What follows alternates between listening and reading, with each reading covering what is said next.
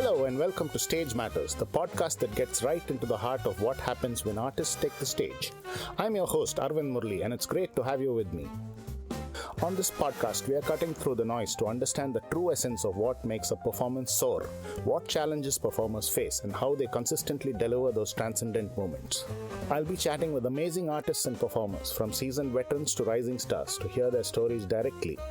We'll discuss the highs, the lows, the techniques, and the mindset that defines their approach to performance.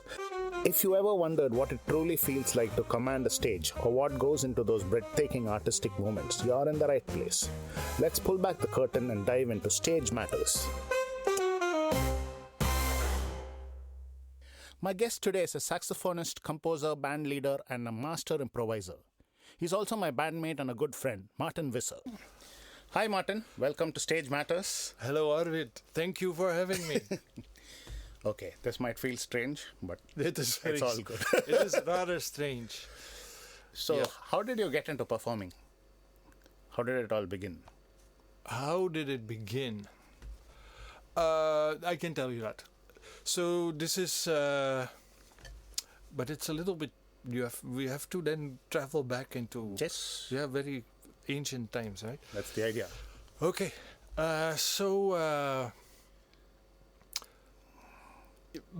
I grew up in a family I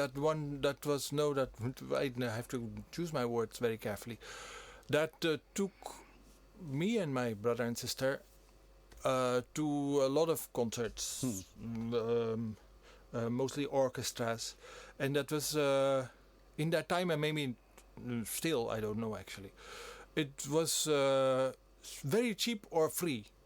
Because it was a state orchestra, or the province actually. This is in Holland. It is in Holland. So as I remember it, but you know how that is with these long-term memories, it was almost every week that we went for orchestras, and mostly it was very classical and very from a certain period, classical, like the classical period also. And I enjoyed this. My brother and sister hated it, but I enjoyed this. But this is not what I wanted to talk about. Once there was another kind of performance, which was an improvised band, and it was called the Willem Breuker Collectief. And Willem Breuker he died, a saxophonist. And Can you spell that name out? Breuker, Breuker. Breuker. Willem. Willem, yeah, no, it's Willem. Okay. Yeah, you can look him up. He's his band Willem Breuker Collectief, and he was part of the ICP, which is a very famed improvisers collective from Amsterdam. They are still alive, or whoever is still alive, they're still playing. They're amazing. So those have become my musical godfathers or something. No, it's not. Well, that there's a Dutch school of improvisation, and I've been bitten by that bug, I guess. Anyway, I saw this, and I thought I was 5 at the time, and I knew this was that guy. That was me. That I was. So, then it started. That was how I didn't think about performance or anything. I just thought, okay, that's me. You want to do that? That is what I need to do. So I was too young at the time to play saxophone, so I only started when I was 12. But that image was always that sound also, like the energy and the chaos and the joy that band was having. The noise, it was all amazing. So, so that's where it started. Yeah. So how has your understanding of performance evolved from the first time you stepped on stage till now? How has it changed? Whoa. So the first time I stepped on stage, I must have been 13 or 14, with a rock band, or no, a metal band probably. Distortion sax. Yeah, of course there was and then I played in a school band that played classic rock and pop, like 80s stuff, or current at that time. Then I also wanted to impress and play well and fast and something like this, no, like, and be good and all that. So it was, I guess it started like that. And now, it would be funny to say it's the same, but really not. So, no, now it's something completely different. I need,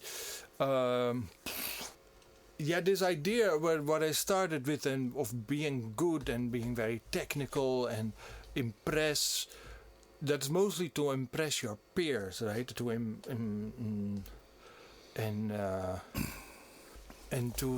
but then I got much more interested about to play what the music you like and the music you love, and you get completely distracted for a long time, at least I did, by technicalities about improvisation and jazz and the rules and regulations and what was good and bad, and in order to I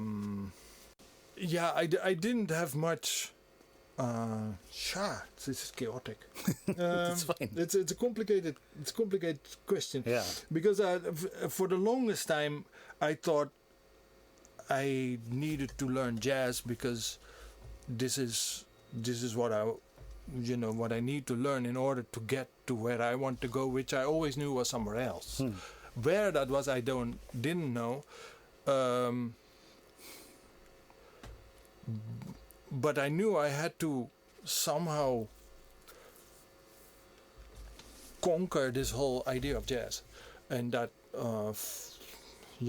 So when you enter that, and maybe and when you enter that, you lose track of what you're actually doing. You get caught in technicalities, you get caught in what's good and bad, and you get very sure about what music you should listen to, and what you secretly listen to, or there's a whole lot of that,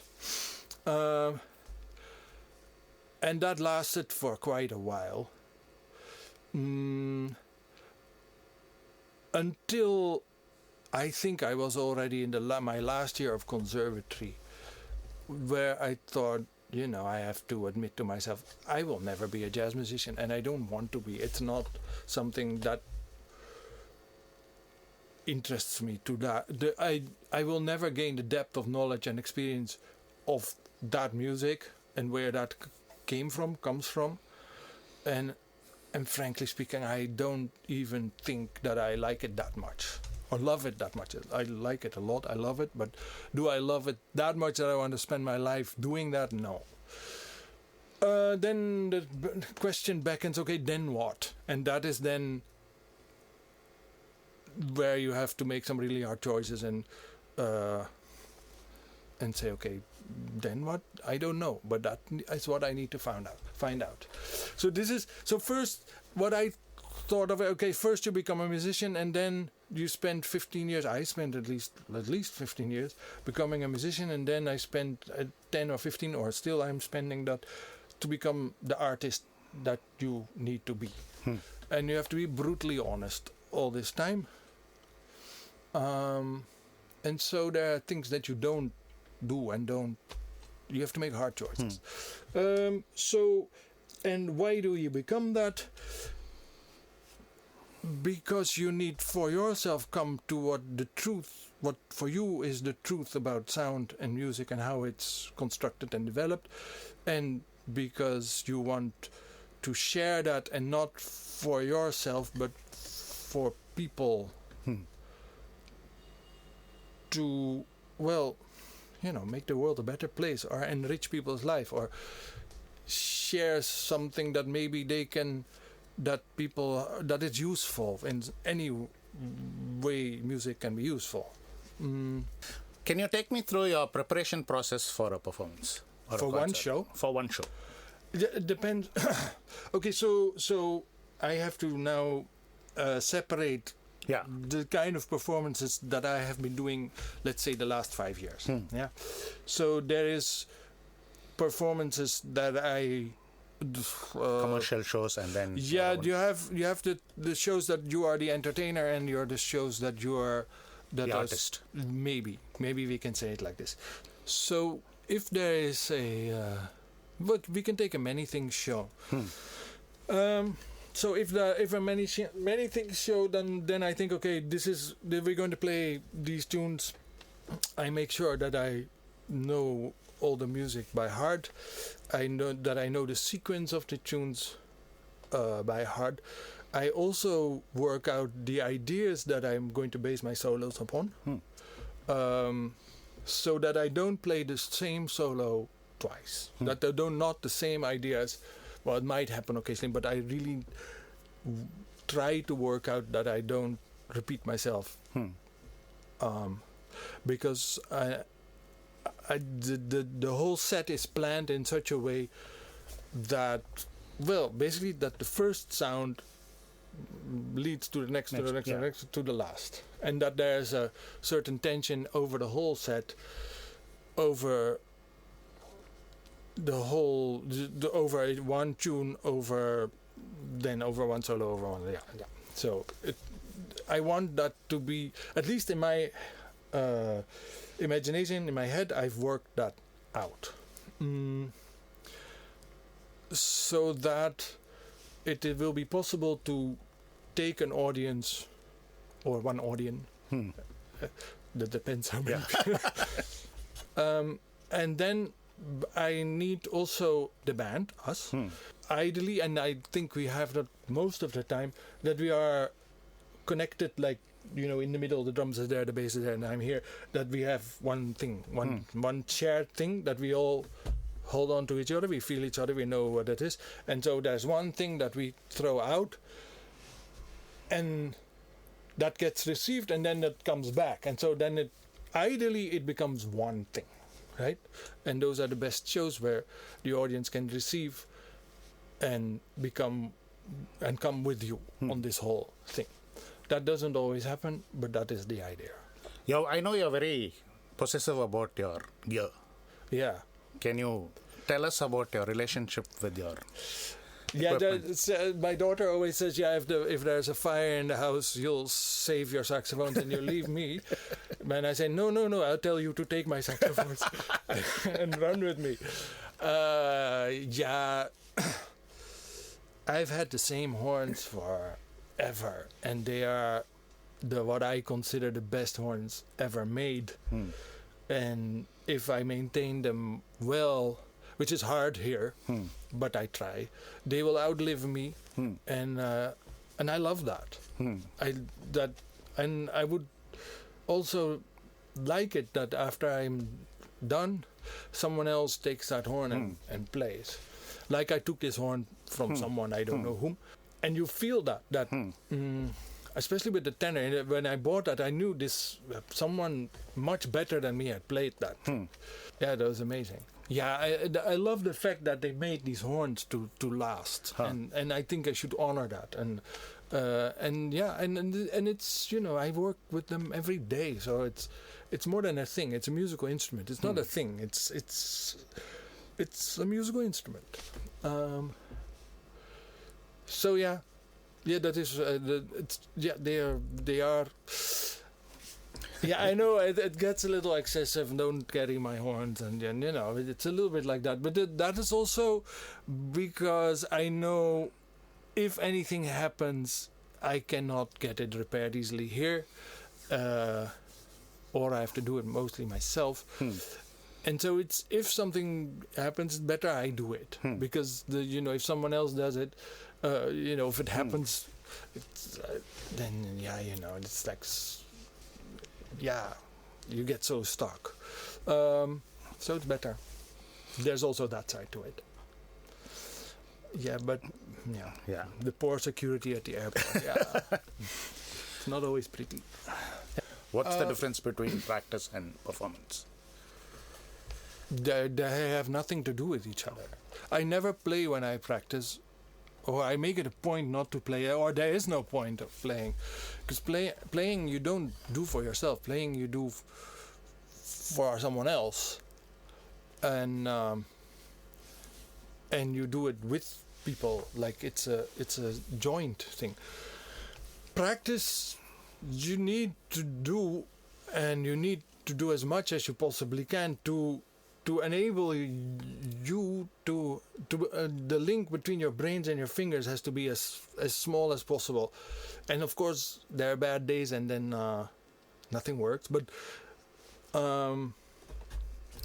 you need to have that connection has to be solid, that so that you only can do that if you're completely in touch with your instrument. It's mostly for that in your performance you don't have to think about your instrument, you don't have to think about technique, you can just build on that, you can trust that, because at that point you have other things to do. You need your lines or your sound or your whatever you want to do, you need that to come when you need it in that instant. And that has to that you then serve the demands of the music, and so you have to be able to take a whole lot of things for granted. If you practice when you're playing, it will sound like shit. It will not shit. Maybe it will sound really good, but it will also it will not be very exciting. You're failing to communicate something also. I'm just now remembering one story of a famous American saxophonist whose name evades. Came to Amsterdam and he played, I think it was Ben Webster. Okay. He played with a Dutch pianist and they played a ballad, maybe Body and Soul, one of these big ballads. He played beautiful solo, beautiful song, the whole song beautiful. Everybody in tears, like one of these. And so great. Next day he plays exactly the same solo, and the next day again. So this pianist asks him, "Why do you play the same solo every day?" So he says, "What? You don't like it?" Yeah. So that's the other side to it, right? So that is also one thing where you have practiced something so much that you're not practicing it anymore, you're playing it. But that would be more like a Western classical thing, right? You perform that music and you do that so well, and that it's just perfect. Coming to think of that, this is a stream of consciousness thing. There are jazz musicians that basically have developed that one solo approach over their whole lives, right? Like this one, that when you hear them, you get a version or a part of that one perfect solo that they have. Miles also plays certain things. You can see that, yeah. Mike Stern, I would think, like there are a lot of them, and this is not a criticism at all. This is, if you can contribute one fantastic solo to the jazz history, I mean, you're good, right? So I value that, and I love that Mike Stern solo or Miles solo, the phrasing and everything. It's just fantastic. I am not like that. I need to be with the band. The band will color my playing. The band will radically change whatever I'm even thinking about music. And that's well, I need that. Okay. You talked about communicating ideas, and we talked about skill and technique. Is there something like beyond in performance? Something like people may use words like spiritual or profound? Or is it just a means of communication? Where does one become the other? It's open. I can communicate very profound things, right? And where that becomes something spiritual, I don't know. I don't know the audience. Well, most of the time I do know the audience, but you don't know. You don't know what their day has been, what their life has been. Nothing, So I don't know what that sound is going to do, because their human experience is on a daily level very different. On a larger, profounder level, their human experience will be maybe similar to mine, and so they will connect it somehow, but differently. And so how and if at all that moves people is not so much up to me. Having said that, if I'm really honest, okay, I'll be honest, then I'm also not completely clueless about what I'm throwing out, right? I also know, okay, this is largely this direction. You still don't know what it does to one individual. So yeah, there is a large unknown there, and that's a very good thing. Okay. I don't know if this is spiritual at all. I do not know. How does identity and personal history inform your performance? Your identity and your personal history. Yeah, I am playing from my perspective. I was born in Holland, whatever. I lived different places. Then I came to India when I was 26. So I am sure it informs me on some level. I am not. It will be. Oh, whoa. I don't know. Okay. Is there a difference in the culture of performance in between Europe and here? Culture of performance? Yeah, like the way things are done on stage and how artists interact. Everything is different. What I find here is that is also why, which is really nice, because the music that we play, a lot of people that we meet and play for don't have that much reference. They're fairly open though towards it, and so they respond to sound, they respond to an energy, and they'll turn it into something for themselves. There's no cynicism, which is really nice, right? So we don't get cynical audiences. No, generally, I don't know. I don't think so. Yeah, I've not. Maybe one or two people walk out. Walking out. No, walking out is something else. That's not cynicism. That's just okay. Yeah. This is not music. I don't want to.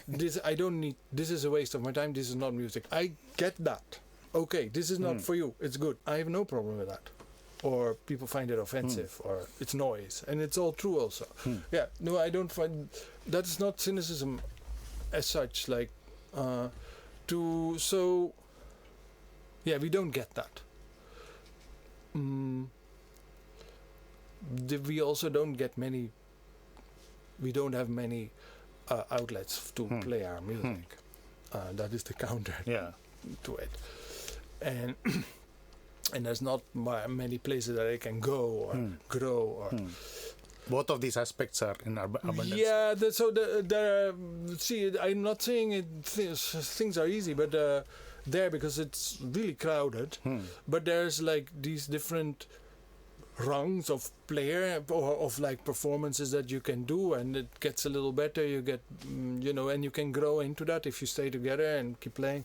Then you'll grow, but you have to. You're like there with a lot of other people. But things would fall into place at some point somehow. You're known for improvisation. Okay. So I ask everyone about improvisation, but I won't ask you that because that is I want to ask you about the other side. How much importance is planning and rehearsal and doing structured things? And how do you balance that? Okay. I like or a fully improvised thing where it's fully improvised, nothing. We can just say, okay, we start here and we end there, and that is it. And we go for like 20 minutes, 30 minutes, 50 minutes. And we don't stop before we get there. I like that. And then you see.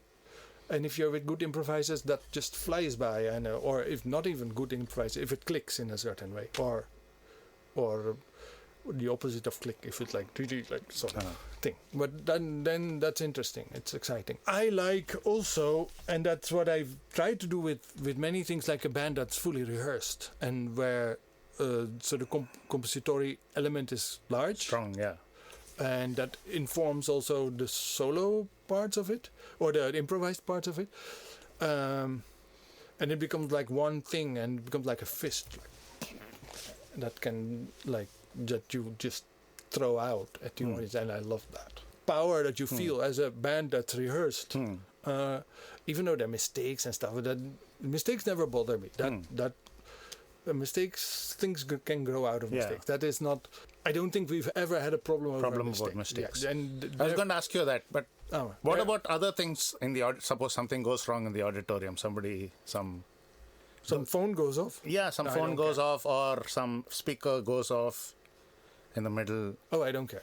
No, if it's a noise, then you can work that in your improvisation. If that might be like a funny thing for a moment. These things generally don't disturb me. Did they used to before? Nah, never. If the first row is more interested in talking to each other and then to listen to music, that disturbs me. Because that sort of the energy between the band and that really it sidetracks the whole thing. So that disturbs me a lot. Then I can't do it anymore. Or that my whole it's an energetic thing. Like I don't feel the band anymore. I don't we've had this. Yeah. Somebody comes on stage to adjust something in the middle of the show. No, but I don't even see it because I play with my eyes closed. But it's just like something is really, really disturbing. Yeah. But not if they're in the back, if they're sitting and eating and drinking. That doesn't disturb me. Or a phone goes off. All that I really don't mind. And if people also walk out, it's also good. So I'm open to I don't mind a whole lot of messiness. I don't need like this completely pin drop silent auditorium. It's nice if it happens, but generally it doesn't happen. Right? And it's fine. And I like actually also a noisy audience also gives you it gives a whole lot of stuff. So you have to then, if you like that, you have to also take the other side of that. Does the audience have a role or a responsibility, or is it solely the performer's responsibility to make the audience like you or get a reaction? Yes, so it is the audience's responsibility to give the music the attention it requires, it demands. If the audience doesn't do that, there's no connection. If the audience does that, then it's the performer's responsibility to give 500% back. Like give triple, 4 times. But it's their the initial responsibility is with the audience. Okay. How important is appearance and persona, stage persona to you? Oh, it's important. The performance starts the moment you walk in wherever you are on stage. Then it's already started. And it's also about the clothes that you wear. It's about the way you pick up your instrument, the way like you are already performing, and you're already, this thing is going there, and you're already sharing your whatever you have to share. Yeah, it's important. And so, but I like bands who find it important, whether it's all suits or Bootsy Collins, whatever. I always like bands who have thought about that. How do you handle feedback? Both audience or a critic writes something. I don't get much feedback. No. I do. There are a few people whose opinion I really, really value. And I will go and ask their opinion, and I will, if they say certain things, I will change things in the music. Okay. Because they are what I think are friendly experiencers, as in they will take it in the most positive of ways, and if it's not doing what according to them music needs to do, then I need to take that seriously. And I change music because of this. Yeah, I'm also a sucker for compliments. So that is the other side. Yeah, I know, but this is where, all your damages and whatever, the lifelong of, whatever. So that is insatiable. But so I like people saying nice things. And if people don't like it and say it, it doesn't do me that much anymore, because I know that what I do now, that I really believe that I'm getting closer to a certain truth. No, it is true for me at this point. I'm not done yet, but this is true for me now. And I'm trying to share that in the best possible way that I know. Yeah, but so these few people, and there are 4 or 5 of them, I will absolutely listen and change things if they say this is not doing what it's supposed to do. Yeah. Let's talk about a touchy topic. Money. Money. How has it been, your relationship with money over your performing career? I know there have been tough times. There are always tough times. Money has been a problem. It has never not been a problem. And I don't want to say challenge also, because it's not a challenge, it's a problem, because it's not going to go away. Because maybe I'm stupid, but or I'm also not. Or the ecosystem doesn't support it? Yeah, well, so for me it's been necessary to do both. I have to do artistic shows for me to develop my truth, to come closer to who I am as a musician and what I have to share, and what I want to give, and what I think is necessary to give, all that necessary stuff.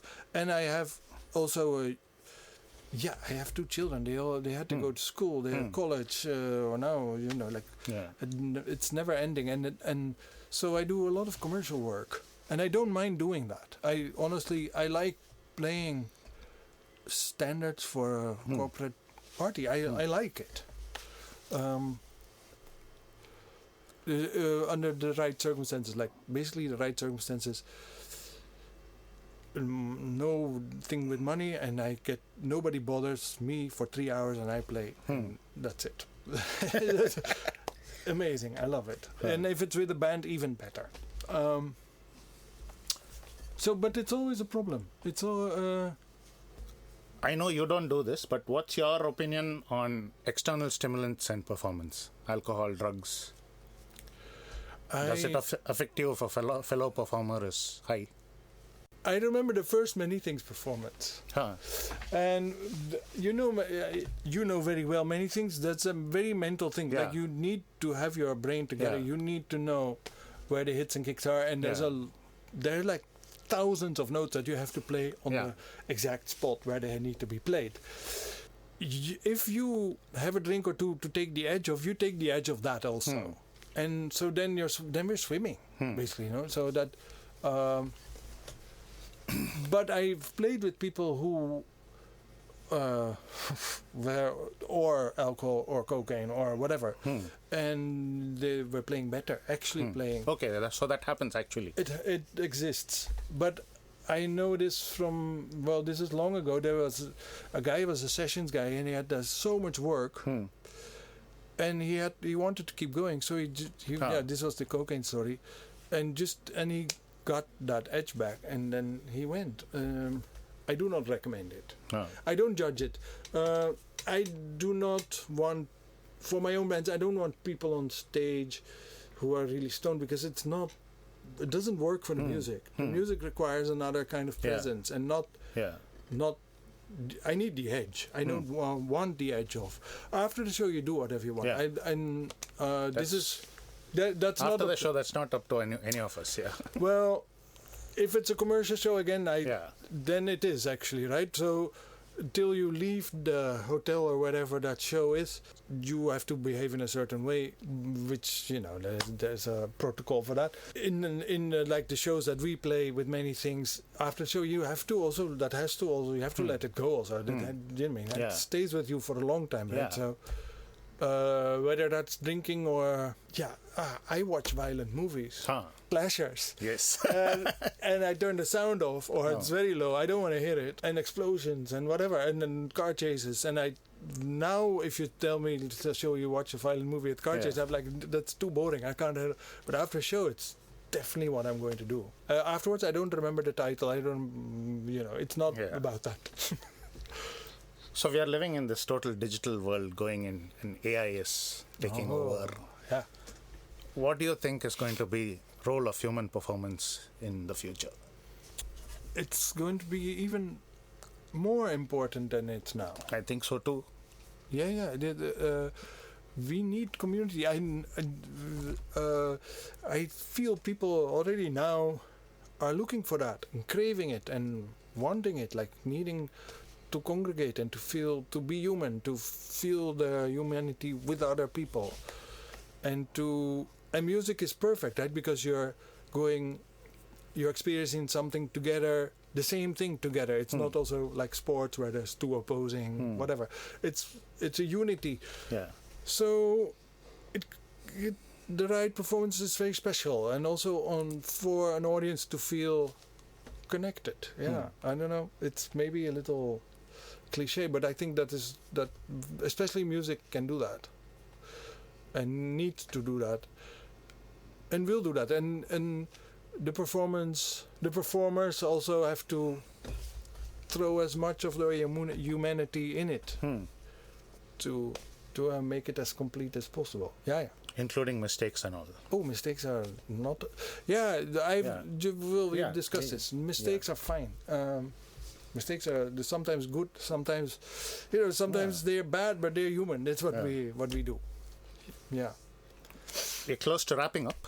Oh. How would you, if you had like one philosophy or one line to tell what's the essence of performance?